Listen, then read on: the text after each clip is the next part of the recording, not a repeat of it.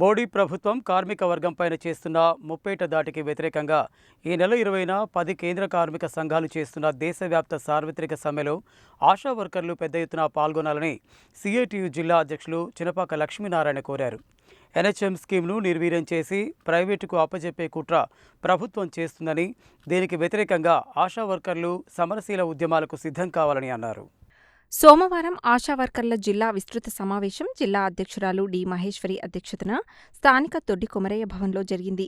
ఈ సమావేశంలో లక్ష్మీనారాయణ మాట్లాడుతూ, కేంద్రంలో మూడోసారి అధికారంలోకి వచ్చిన బీజేపీ ప్రభుత్వం కార్మిక వర్గం 100 ఏళ్ల క్రితం పోరాడి సాధించుకున్న 29 కార్మిక చట్టాలను రద్దు చేసి 4 లేబర్ కోడ్స్గా మార్చి కార్మిక వర్గాన్ని ఆధునిక బానిసలుగా మార్చే కుట్ర పన్నుతుందని విమర్శించారు. దీనికి వ్యతిరేకంగా కార్మిక వర్గం మరో ప్రతిఘటన పోరాటానికి సిద్ధం కావాలని పిలుపునిచ్చారు. గత 20 సంవత్సరాలుగా ఆశా వర్కర్లు గ్రామీణ ప్రాంతాల్లో వైద్య ఆరోగ్య సేవలు అందించడంలో కీలక భూమిక పోషిస్తున్నారని, అయినా వారికి కనీస వేతనం, పీఎఫ్, ఈఎస్ఐ, ఉద్యోగ భద్రత, ప్రమాద బీమా లాంటి ఏ సౌకర్యాలు అమలు కావడం లేదని ఆవేదన వ్యక్తం చేశారు. ఏఎన్సీ, ఆరోగ్య మహిళ, టీబీ స్ఫుటం, బీపీ, షుగర్ లాంటి టార్గెట్లతో ఆశా వర్కర్లను వేధిస్తే పోరాటం తప్పదని హెచ్చరించారు. కేంద్ర ప్రభుత్వం అనుసరిస్తున్న కార్మిక ప్రజా రైతాంగ వ్యతిరేక విధానాలపైన జరిగే ఈ దేశవ్యాప్త సమ్మెలో ఆశా వర్కర్లు పెద్ద ఎత్తున పాల్గొని జయప్రదం చేయాలని కోరారు. ఈ సమావేశంలో ఆశా యూనియన్ జిల్లా కార్యదర్శి టి వెంకటమ్మ, సిఐటియు జిల్లా నాయకులు భీమగాని గణేష్, ఆశా యూనియన్ నాయకులు జయమ్మ, స్వర్ణ, ఇందిర, ఏ సునీత, కె లలిత, పద్మ, పార్వతమ్మ, జ్యోతి, తిరుమల, సైదమ్మ, సునీత తదితరులు పాల్గొన్నారు.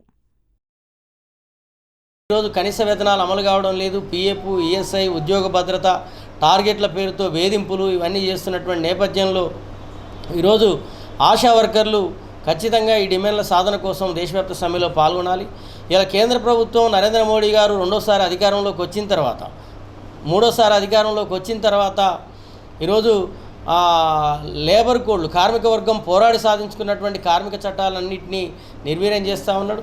యూనియన్ పెట్టుకునే హక్కు, వేతనాలు చెల్లింపే హక్కు, కనీస వేతనం, సమ్మె హక్కు, ఈ రకంగా పని గంటల హక్కు, ఇవన్నీ హక్కులు పోతున్నటువంటి నేపథ్యంలో మొత్తం ఆశా వర్కర్లు కూడా ఈ కార్మిక వర్గంలో భాగం కాబట్టి మొత్తం దేశవ్యాప్తంగా జరుగుతున్నటువంటి సమ్మెలో ఈ ఆశా వర్కర్లు పెద్ద ఎత్తున పాల్గొని జయప్రదం చేయాలని చెప్పి సందర్భంగా పిలుపునిస్తా ఉన్నాం. మీరు ఎట్లా చేస్తారు? బీపీ తేవాలంటే బీపీ లేని వాళ్ళకి ఎడంగా పుట్టించుకురాలా. మేము బీపీ షుగర్లు వాళ్ళు ఏమంటారు, బీపీ షుగర్లను పేరు రాసిస్తే మమ్మల్ని ఏమంటారు వచ్చి తీరుతారు.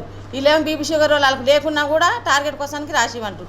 BP sugar target, ANC target, TB target, అన్ని టార్గెట్ల పేరుతోటి ఆశా వర్కర్ని అనేక ఇబ్బందులకు గురి చేస్తున్నారు. దయచేసి ఆరోగ్య మహిళ టార్గెట్ వారానికి 20 కేసులు ఆరోగ్య మహిళకి. వాళ్ళకి ఏదైనా ప్రాబ్లం ఉంటే వాళ్ళు వచ్చి చూపించుకుంటారు.